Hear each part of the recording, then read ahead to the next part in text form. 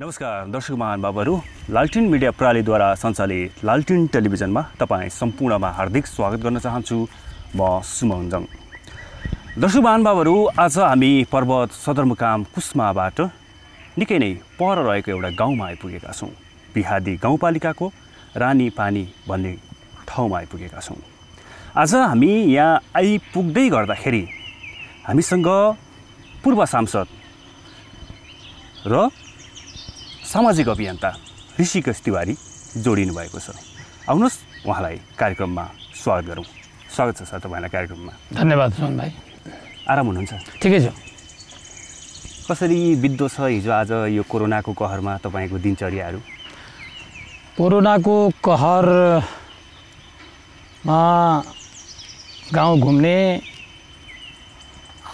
सम्भव भएसम्म कोरोना रोकथामको लागि मास्क, सेनिटाइजरहरू सक्दो रूपमा सहयोग गर्ने, अनि साथीभाइलाई भेट्ने, कुनै सामाजिक कार्यक्रममा भाग लिने, अनि आज पनि यो रानीपानीमा एउटा सहकारी हाम्रो हरि नेउपाने, हामी सामाजिक अभियन्ता भाइ हरि नेउपानेको सक्रियतामा एउटा सहकारी छ। त्यो सहकारी का साथीहरूलाई भेट्ने र शुभकामना आदान प्रदान गर्ने सिलसिलामा म यहाँ आएको छु।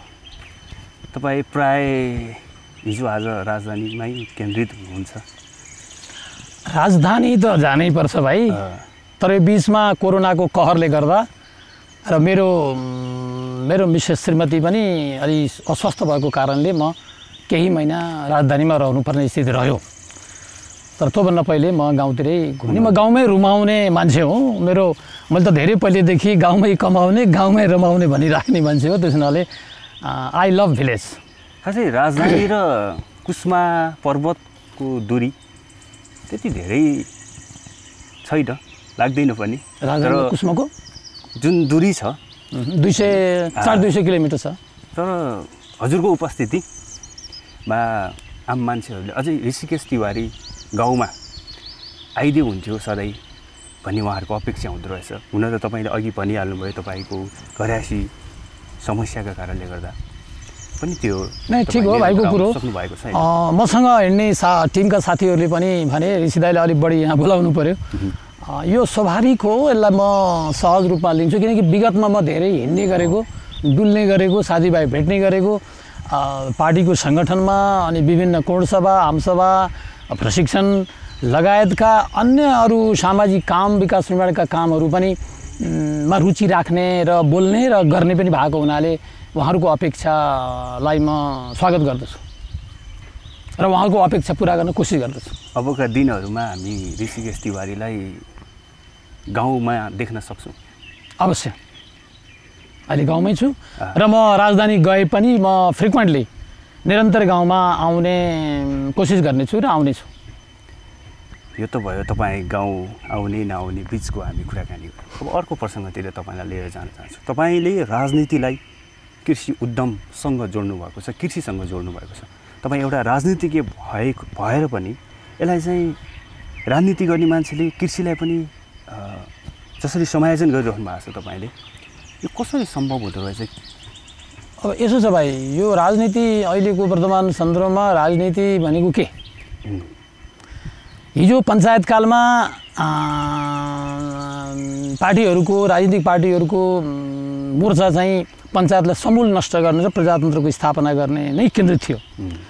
तर प्रजातन्त्रको आगमनपछि र केही समयपछि अब बोल्ने राजनीतिले मात्रै भएन।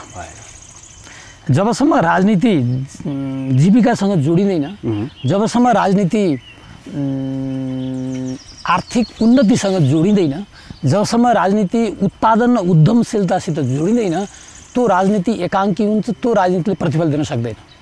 त्यसकारण राजनीतिलाई मर्यादित बनाउनको लागि, राजनीतिलाई के छ भने दिगो बनाउनको लागि, व्यावहारिक बनाउनको लागि, राजनीतिलाई जनपक्षीय बनाउनको लागि राजनीतिसँग विकास सबैले भन्छन्, विकास भने के हो? त्यो ठुलो विकास मैले भन्दिनँ। र विकासको अर्थ पनि हामीले सिकाएछौँ, हाम्रो राजनीतिक पार्टीले सिकाएछन्। यहाँ त एउटा बाटो ल्यायो विकास भयो, बिजुली ल्यायो विकास भयो, कुलो ल्यायो विकास भनिदिन्छन्। तर त्यो आफैमा विकास होइन, त्यो विकासको लागि पूर्वाधार हो। विकास भनेको त जब आर्थिक विकास हुँदैन त्यसलाई विकास मान्न सकिन्न। जबसम्म गरिबको चुलोमा सुधार हुँदैन, जनताको शिक्षा र स्वास्थ्य र रोजगारसँग राजनीति जोडिँदैन, तबसम्म त्यो राजनीतिले प्रतिफल दिन सक्दैन। के देख्नुहुन्छ तपाईँले अहिलेको राजनीतिक दलहरू? त्यही नभइरहेको स्थिति छ। हामी तपाईँकै पार्टी नेपाली काङ्ग्रेसभित्रको सिनारियो हेर्दाखेरि के लाग्छ? कहाँ चाहिँ चुक्यो नेपाली काङ्ग्रेस? तपाईँले उत्पादन गर्नुभएको जुन सिद्धान्त छ होइन, जसरी अब राजनीति अब कुरो त लामो हुन्छ, यो छोटो इन्टरभ्यूमा यो सब सम्भव नहोला। तर नेपाली काङ्ग्रेस पनि चुक्यो, नचुकेको होइन। अब यसलाई सुधार, नेपाली काङ्ग्रेसको सिद्धान्त अमर छ, अजर छ, विश्वव्यापी छ।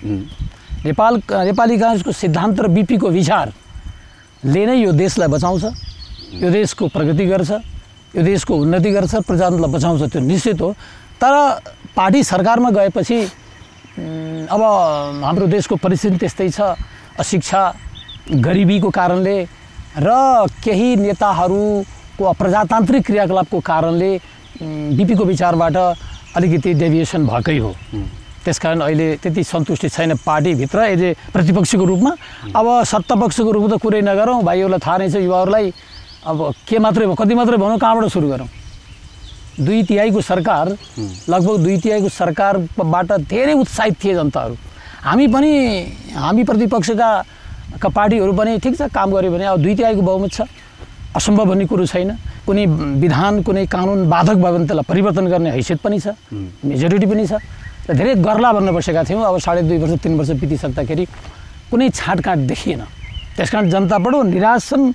गाउँमा कुनै खै म गाउँ त हिँडिरहेको छु, यहाँ केही जनताको चाहिँ कुनै राहत, कुनै उद्योग धन्दा देख्दिनँ, कुनै कलकारखाना देख्दिनँ, कुनै रोजगार सोचको उत्पादन देख्दिनँ, उत्पादन बढेको देख्दिनँ। सरकारले के गर्यो? 3 वर्षमा त्यति धेरै आमूल परिवर्तन हुन सक्ला र? सुरु त हुनसक्छ नि, 3 वर्षमा परिणाम नदेख्ला सुरु त हुनसक्छ नि। गन्तव्य त हिँड्नु, जस्तै 1000 माइलको यात्रा पनि पहिलो पाइलोबाट सुरु हुन्छ नि। यहाँ त पहिलो पाइलै चलेको देखिएन। त्यसकारण अब त 2 वर्ष बाँकी छ। अब 2 वर्षमा के होला? 3 वर्षमा नभए 2 वर्षमा के होला?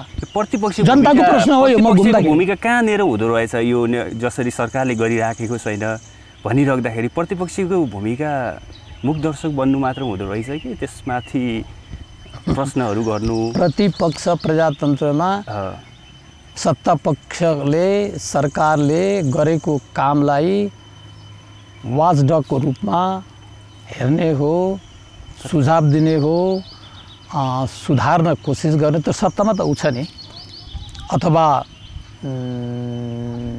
कमिङ गभर्मेन्टको रूपमा हेर्ने हो। त्यो पनि जनताले प्रतिपक्षको भूमिका पनि राम्रो भएको मानेका छैनन्। त्यो कुरो म स्वीकार गर्छु मेरो पार्टीको। जति हुनुपर्छ त्यो भएको छैन। धेरै प्रश्नहरू उठेका छन्। सरकारले गरेन, गर्नुपर्थ्यो, गरेन। प्रतिपक्षी दल नेपाली काङ्ग्रेस, प्रमुख प्रतिपक्षी दलले जसरी भूमिका खेल्नु पर्थ्यो, संसदमा होस् अथवा तपाईँले भने जस्तो गाउँ गाउँ आउँदा गाउँबाट होस्, सडकमा होस्, सदनमा होस्, तर त्यो भएन। भनेपछि यहाँ केही शीर्ष नेताहरूबिच पक्ष र प्रतिपक्ष बिचको घरजोड स्वार्थका रोटीहरू पाकिरहेछन्। आम मान्छेहरूलाई तपाईँको गुमराहमा राखिरहेको छ। उनीहरूको दैनिकी एउटै छ, गरिबी एकै नासको छ। तर तपाईँको माथिल्लो तबकाका नेताहरू बिचको एक किसिमको गठजोड देखिन्छ नि। अब मैले व्यक्तिविशेष नेतालाई इङ्कित गरेर त म केही भन्न चाहन्न मेरो पार्टीको अथवा अर्को पार्टीको पनि। तर जुन रूपमा प्रतिपक्षी नेपाली काङ्ग्रेसबाट जुन आशा गरिएको थियो प्रतिपक्षी रूपमा, त्यो हुन सकेन। र आम चासो, आम गाउँमा घुम्दाखेरि अहिले त गाउँका जनता यति सचेत भएछन्, गाउँका युवाहरू यति इन्फर्मेटिभ, यति सूचना छ। अहिले त सूचनाको युग हो, यो त आइटीको युग हो। उहाँहरूले प्रश्न गर्नुभयो, किन यस्तो भयो प्रतिपक्ष, किन यत्रो भ्रष्टाचारका काण्डहरू भएका छन्। 33 किलो भ्रष्टाचार, के अरे बलात्कारका केसहरू भएका छन्, मान्छे पक्रिँदैन, भ्रष्टाचार भएको छ, थुनिँदैन। बरु पहिले काङ्ग्रेसको सरकारमा स्वयं गिरिजाप्रसाद गोइला प्रधानमन्त्री हुँदाखेरि उहाँलाई नै मुद्दा लागेका थिए, उहाँकै मन्त्री मान्छे जेल परेका थिए। अहिले खुलेआम भ्रष्टाचार भएको छ। कोही पनि गर्न अख्तियार मुखदर्शक भएर हेरेको यहाँ चुक्यौँ कि नेपाली काङ्ग्रेस प्रतिपक्ष दल यहाँ चुक्यो कि भन्ने तपाईँलाई लाग्दैन? हामी बोल्नु पर्ने हो, संसदमा कुरा उठाउनु पर्ने हो, यो विषयमा उठाउनु पर्ने हो। कुरा त उठाएको छ, तर चाहिँ आवाज बडो धिमा भयो, आवाज बडो मधुरो भयो। हुन त यो पार्टीमा गगन थापा मात्र बोलिदिनुपर्छ, मिनेन्द्र रिजाल मात्र बोलिदिनुपर्छ, अरू अन्य सदस्यहरू पार्लियामेन्टको कुरो त बोल्नुहुन्न। पार्लियामेन्टको कुरो त कतिपय बोल्न सक्ने युवाहरू पार्लियामेन्टमा जान सकेनन्, कतिपयले टिकटै पाएनन्, कतिपयले हार वरण गर्नु पर्यो। पार्लियामेन्टमा केही साथीहरू हुनुहुन्छ, गगन जस्तो अथवा चाहिँ मिनेन्द्र रिजाल जस्तो, देवेन्द्र बडु जस्तो, अरू पनि छन् नेताहरू बोलिरहेका छन्। एकछिन हामी त्यही राखौँ। अहिले तपाईँले भन्नुभयो कतिले टिकट पाएनन्, जो तपाईँको क्रियाशील थिए, जो इमान्दार थिए, पार्टीमा सधैँभरि स्वच्छ छविका कार्यकर्ताहरू थिए, तिनीहरूले जब चुनाव आउँदाखेरि टिकट पाउँदैनन्, हातमा परेको टिकटहरू पनि बेचिन्छन् भन्ने सुनिन्छ, किनिन्छन् भन्ने सुनिन्छ होइन। एक किसिम तपाईँ पनि त्यसबाट कतै न कतै प्रभावित हुनुभयो भन्ने पनि म के प्रभावित हुने? म त हेर्नुहोस्, राजनीतिलाई जीवन पद्धति, जीवनशैली ठानेर राजनीति एउटा लामो यात्रा हो, यसमा थाक्नु हुँदैन, यसबाट हट्नु हुँदैन। राजनीति मूल्य र मान्यताको राजनीति गर्ने हो भनेर हिँडेको मान्छे परे। तपाईँले टिकटको कुरा गरेँ हो, धेरै यस क्षेत्रका तमाम दाजुभाइ दिदीबहिनीहरूले मैले टिकट पाओस् भन्ने नै थियो। मैले अहिले कसैलाई व्यक्तिगत दोषारोपण गर्न चाहन्न। 4 पटक हाम्रो क्षेत्र हार्नु पर्यो। यो काङ्ग्रेसको बाहुल्य भएको क्षेत्र हो। काङ्ग्रेसलाई मन पराउने जनता धेरै छन्। हाम्रो चाहिँ पहिलेको साबिकको 1 नम्बर भन्दा क भन्दा यो ख, तर 4 पटक हार्नु पर्यो। प्रश्न यहाँनिर छ, किन त्यस्तो हुँदैन? अब यो क्षेत्रका जनताले र किन ऋषिकेश तिवारीलाई आम मान्छेहरूले तपाईँ घर दैलो पुग्दा ऋषिकेश तिवारी आउनुपर्छ भन्छन्, बुझ्दा त्यही उहाँहरूको मनोभावना हुन्छ।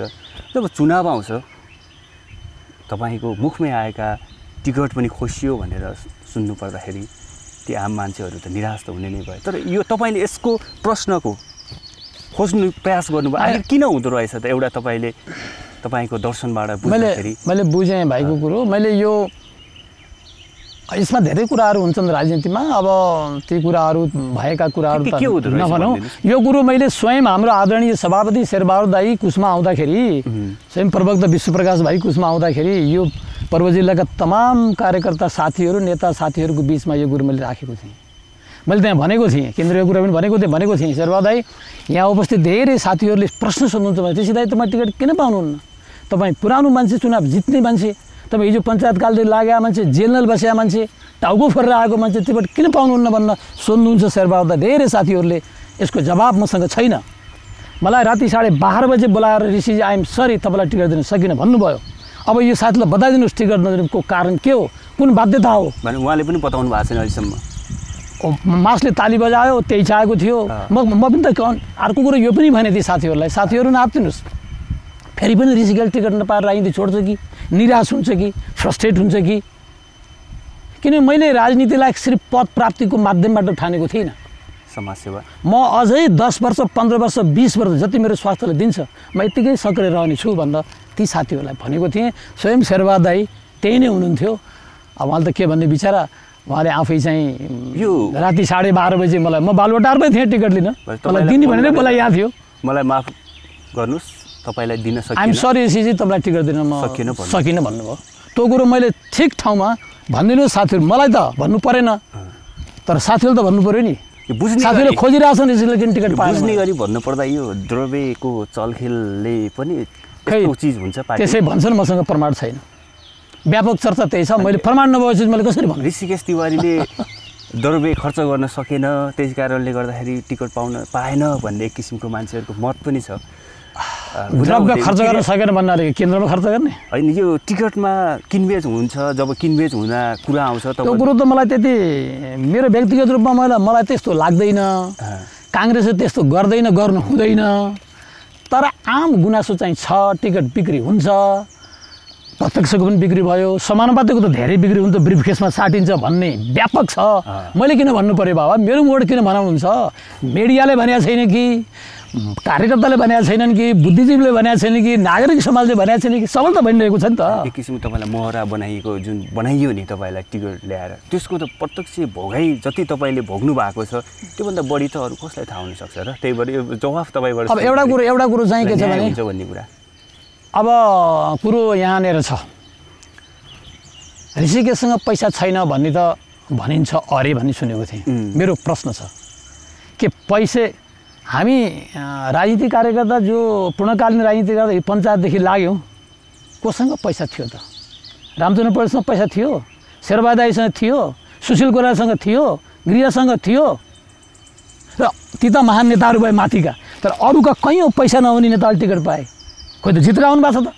पैसाले जित्ने हो कि इमेजले जित्ने हो? पैसाले जित्ने हो कि निष्ठाले जित्ने हो? पैसाले त जित्ने हो कि जनताको विश्वासले जित्ने हो? कहीँ यो करोडौँ खर्च गर्ने पनि त हारेको स्थिति छ नि त। हजुरले गम्भीर पैसाले जित्ने भयो त यही क्षेत्रमा पैसा भएकोलाई दिएको थियो त। गम्भीर प्रश्न पनि उठाउनु भयो। पैसा हिजो पञ्चायतकालमा शेरबहादुर देउवा, रामचन्द्र पौडेल उहाँहरूसँग पैसा थिएन। अब उहाँले जितेर आउनुभयो, प्रधानमन्त्री बन्नुभयो त। पैसा सुशील अरूसँग त थोर बहुत थियो। सुशील कोइरालासँग केही थियो? यो चाहिँ मान्न सकिन्छ। अरूसँग त थोर बहुतलाई घर पैदा थियो। उहाँ त पैतृक सम्पत्ति पनि थिएन। प्रधानमन्त्री हुँदा 3टा मोबाइल भन्ने केही थिएन उहाँको। यसमा चाहिँ उहाँले पार्टी सभा पनि जित्नुभयो, सांसद पनि जित्नुभयो, प्रधानमन्त्री हुनुभयो। प्रधानमन्त्री हामी लड्नु भएको संसदीय दलमा। त्यसो हुनाले ठिक छ, पैसा एउटा साधन हो, पैसा एउटा स्रोत हो, तर पैसा राजनीति होइन। राजनीति र पैसालाई एकता दाज्नु हुँदैन। त्यसो भए त सिद्धि गयो नि त, प्रधानमन्त्री किन चाहियो त? यो पञ्चायत ठिक थियो त? पैसैले हुने भए त पञ्चायत त ठिक थियो त। हजुरले भने अब अर्को कुरो, जहाँसम्म पैसा कमाएका काङ्ग्रेसभित्रकै पार्टीका साथीहरू कुरो छ, म उहाँलाई खराब भन्दिनँ पैसाको। तर पैसै कमाएको आधारमा ठेक्कापट्टा गरेर पैसा अथवा व्यापार गरेर पैसा कमाएको आधारमा टिकट दिने हो भने त पुरानो मान्छे तिमीहरू जाऊ घर फर्क्यो, तिमीहरू काम छैन भन्ने भइगयो नि। उहाँलाई ल्याएर दिए भयो, टिकट दिए भयो, मन्त्री बनायो भयो, नेता बनायो भयो। मैले यो उहाँलाई आरोप लगाएको होइन। उहाँले पैसा कमाउनु भयो, व्यापार गर्नुभयो, मेहनत गर्नुभयो, उहाँलाई सलाम छ। हामीले गर्न सकिएन, हामीले बुझिएन। हामी त राजनीति नै सब चिज हो भनेर लाग्यो, सङ्गठनमा लाग्यो, सिद्धान्तमा लाग्यो, सिद्धान्त पढ्नमा लाग्यो, प्रशासनमा लाग्यो। पैसाको पैसा हामीले सोचिएन। ल हाम्रो गल्ती नै भएछ। ल त त्यसो भए उहाँहरूलाई टिकटै दिने होइन क्या, टिकट अलिक पछि होला। उहाँहरूलाई त कुनै राजनीतिक नियुक्ति दिने हो। उहाँहरूको जुन मेहनत गरेर कमाएको पैसा छ त्यसलाई अरू साथीहरूलाई सहयोग गर्ने हो क्या, पार्टीलाई सहयोग गर्ने हो क्या। तर उहाँ त पार्टीको कारणले, पार्टी सरकार भएको कारणले त्यो चान्स पाउनु भएको हो नि। पञ्चायतबाट त्यो पाउनु पनि थिएन नि त। यहाँनिर विचार्ने कुरो यो छ। मैले उहाँलाई पैसा कमाएको आरोप लगाएको होइन। तर पैसा बुझ्ने कसले? अब यसरी बुझ्ने हो, तपाईँ जस्तो पत्रकार मित्रहरूले बुझाउने हो। अब बुझ्दै पनि छन्। ठिकै छ। खैर अब हामी यो एउटा राजनीतिबाट हामी अलिकति तपाईँमै केन्द्रित हुन चाहन्छु। तपाईँले नेपालको गरिबी न्यूनीकरणका लागि 4 प्रश्नहरूको खोजी गरौँ भनेर भन्नुभएको थियो। गाउँमा कमाउने र रमाउने बनाउने कसरी? ठिक छ। मैले राजनीति गर्ने क्रममा खास गरी 56, 57, 55, 56 सालबाट जुन राजनीति देशमा हावी भयो, जुन राजनीति विकास भयो, राजनीतिक घटनाक्रमको विकास भयो, अब यो घटनाक्रमले यो राजनीतिले कहीँ पुर्याउँदैन। युवाहरूलाई अलिकति गाउँमै नराख्ने हो, गाउँमै उद्यमशीलता, गाउँमै उत्पादन नगर्ने हो भने त गाउँ त रित्तिन्छ। युवाहरू बाहिर जान्छन्, बेरोजगार हुन्छन् र राजनीति पनि दूषित हुन्छ र प्रजातन्त्र पनि टिक्न सक्दैन भनेर कहीँ न कहीँबाट उही च्यारिटी बिगन्स एट होम, सुरुवात घरबाट हुन्छ भने जस्तै मैले मेरो गाउँबाट त्यो सुरु आजभन्दा 20-25 वर्ष पहिले सुरु गर्दाखेरि प्रश्न बनाएँ 4वटा। किनभने प्रश्न नगरी उत्तर आउँदैन। हाम्रो संस्कृति, हाम्रो बानी के छ भने प्रश्न नगर्ने। के प्रश्न बनाएँ भने नेपाल, मैले त बिपीको विचारलाई केन्द्रमा राखेर बनाएको यो। बिपीको विचार के हो भन्दा, बिपीले भन्नु त नेपाल गाउँमा बस्छ, गाउँमा किसान छन्, किसान गरिब छन् र गरिब हुँदैछन्। त्यस कारण योजना आयोगमा पनि किसान र एउटा झोपडी, किसानको झोपडी, किसानको फोटो राख्यो भने उहाँले त्यसलाई केन्द्रमा राखेर मैले पहिलो प्रश्न बनाएँ, गाउँमै कमाउने र रमाउने बनाउने कसरी? How to make money and enjoy in the village itself, अङ्ग्रेजीमा भन्नुपर्दा। अनि कृषिलाई उद्योग र किसानलाई उद्यमी बनाउने कसरी? देश विकास त आर्थिक उन्नति त उद्यमशीलताले हुने, उत्पादनले हुने हो नि। आज चीनको उत्पादन कहाँ पुग्यो हेर्नुहोस् त। आज मलेसियाको हेर्नुहोस् त, आज साउथ कोरियाको हेर्नुहोस् त, आज सामसुङ मोबाइल चलाउनु भएको छ। धेरै चिज इलेक्ट्रोनिक चिजहरू साउथ कोरियाले उत्पादन गरेर अमेरिकालाई बेच्छ, जापानले अमेरिकालाई बेच्छ। भनेपछि उत्पादन खोइ हाम्रो ल हामीले चाहिँ ठुलो मोटर उत्पादन गर्न सकेनौँ, मोबाइल उत्पादन गर्न सकेनौँ, टेलिभिजन उत्पादन गर्न सकेनौँ, कृषि त सक्छौँ नि त। हामीसित जमिन छ, हामीसित प्रकृति दिएको स्रोत छ, साधन छ, हामीसित के छैन हामीले बुझेनौँ। हामी चाहिँ सुनको थालमा सुकाएको भिख मानी जस्ता भयौँ। त्यसकारण दोस्रो प्रश्न हो मेरो 4वटा प्रश्नमध्ये, कृषिलाई उद्योग र किसानलाई उद्यमी बनाउने कसरी, अनि अरूहरूलाई पनि गाउँमै बसौँ तुलाउने कसरी। Last but not the least भन्छ नि, अन्तिम प्रश्न, तपाईँहरू जस्ता युवाहरूलाई सामाजिक उद्यमी बनाउने कसरी। युवाहरू उद्यमी सोचको हुनु पर्यो, उद्यमी उत्पादनमुखी हुनु पर्यो। राजनीतिको ब्याक राजनीतिको कुरा मात्रै, राजनीति कुराले चिउरा भिज्छ, कुराले चिया पाक्छ। चिया पाकन त चिउरै चाहियो, के अरे चिया पाकन त चियापत्ती चाहियो, चिनी चाहियो नि, दुध चाहियो। तपाईँ 4वटा प्रश्नमध्ये मलाई त्यो युवालाई गाउँमै बसौँ बनाउने कसरी, अरूहरूलाई पनि गाउँ बसौँ युवाहरूलाई सामाजिक उद्यमी बनाउने कसरी। युवाहरू सामाजिक, किन अलि उमेर पुगेका मान्छेले यो सामाजिक बुझ्दैनन्, युवाहरू पढलेखा हुन्छन्, उद्यमी मात्रै भएन सामाजिक उद्यमी सोसल एन्टरप्रेन्योर कसरी हुने भन्ने युवाहरूलाई बुझाउन सकिन्छ। मैले बुझाइ पनि रहेको छु, म क्लास पनि ठाउँ ठाउँमा लिइरहेको छु, मेरो गाउँमा पनि म क्लास लिन्छु, मेरो एउटा संस्था छ, त्यो संस्थामा पनि मैले बेला बेला यहाँ आएका बेला युवाहरूलाई बोलाउँछु, ट्रेनिङ दिन्छु, काम पनि भइरहेछ अलिअलि नभए होइन। लप्सी मैले सुरु गरेको हो, पर्वत जिल्ला लप्सी राजधानी आज विश्वमा चिनिरहेछ, कहाँ जहाँ पनि लप्सी भन्ने बित्तिकै पर्वत भन्ने बित्तिकै रिस, म त लप्सी बाजे भन्न थालिसकेँ, मेरो नामै निक नेम लप्सी बाजे हो। लप्सी मात्रै लप्सी एउटा फोकल हो, त्यहाँ अरू पनि उत्पादन हुन्छ, खाद्य प्रशोधन उद्योग पनि छ, सहकारी पनि छ, मैले नै बनाएको सहकारी हो त्यो, आजभन्दा करिब 25 वर्ष पहिले राम्रै गरिरहेछ। युवाहरूलाई उद्यमी बनाउने, गाउँमै बसु बनाउने यी यावत कुराहरू राजनीतिक ठिक नभएसम्म, राजनीति गर्ने पात्रहरू ठिक नभएसम्म यो कतै कहीँ सम्भव हुने देखिन्छ। तपाईँले ठिक भन्नुभयो, मलाई यो सम्झना याद हो, तपाईँको प्रश्नले मलाई अर्को एउटा धेरै वर्ष पढेको याद भयो, nothing goes right if politics goes wrong भन्ने एउटा विद्वानले भन्नुभएको थियो। भने मतलब राजनीति नै ठिक नभएसम्म अरू चिज ठिक हुन गाह्रो छ, समाजका हरेक तह र तबकामा त्यसको असर पर्छ। तर राजनीतिको गोलचक्र ठिक भएन भनेर हामीले कामै नगर्ने त, काम गर्न त कसैले सिकाएको छैन।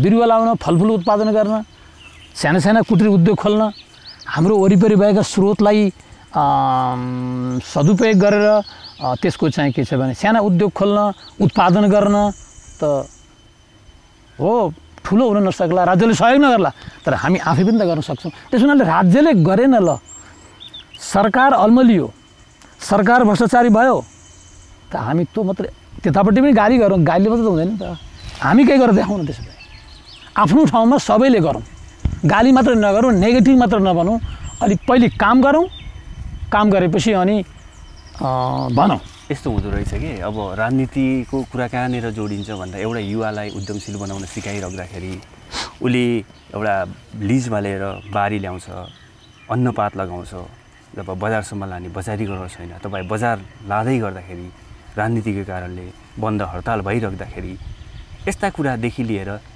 जसरी राज्यदेखि जिम्मेवार हुनुपर्ने हो, राज्य त हुनै पर्यो, त्यसमाथि राजनीतिक दलका नेताहरू जसरी हुनुपर्ने हो त्यो नभइदिँदाखेरि एउटा उद्यमी बनाउने सोच जुन तपाईँले बोकेर हिँड्नु भएको छ त्यो कतै। अब तपाईँको प्रश्न ठिक छ आफ्नो ठाउँमा, तर के हो भने राज्यले गरेन, नेताले गरेनन्, सांसदले गरेनन् भने के गर्ने त? मुखदर्शक हुने, सहने कि प्रश्न गर्ने? नम्बर 1 प्रश्न गर्ने। आज मैले पर्वत जिल्लाका युवाहरूलाई केही दिन पहिले मैले एउटा स्ट्याटस लेखेको थिएँ। एउटा भाइ हाम्रो के भाइ रे, हाम्रो के भाइ बोहरा, निर्मल बोहरा भाइले एउटा सामाजिक सञ्जालमा प्रश्न गरे, आखिर राजनीति के को लागि? यही फलेवासको भाइ हुन्। त्यो प्रश्नले मलाई अलिकति सोच्न बाध्य गर्यो, आखिर राजनीति के? युवा एउटा भर्खरको 25-26 वर्ष 20-21 वर्षको केटाले यो सोच्छ भनेपछि युवा कति सचेत भएको छ? अनि म त्यसको जवाब दिने क्रममा मैले भनेको थिएँ, अब युवाले हस्तक्षेप गर्नुपर्छ, अब युवाले प्रश्न गर्नुपर्छ। प्रश्न कसलाई? अनि अर्को कुरो, अब अहिले त 4 तहको सरकार छ, स्थानीय सरकार छ, प्रदेश सरकार छ, स्थानीय सरकार पनि नगरपालिका छ, गाउँपालिका छ। अब भन्दा भनियो सिंहदरबारको अधिकार, सिंहदरबारको जम्मै अधिकार गाउँमा भनियो। त्यो भएको छ कि छैन, त्यो बजेट कहाँ पहिले कति बजेट आएको छ, कुन शीर्षकमा कति बजेट आएको छ, त्यो खोज्नु पर्यो। खोजेर नमाने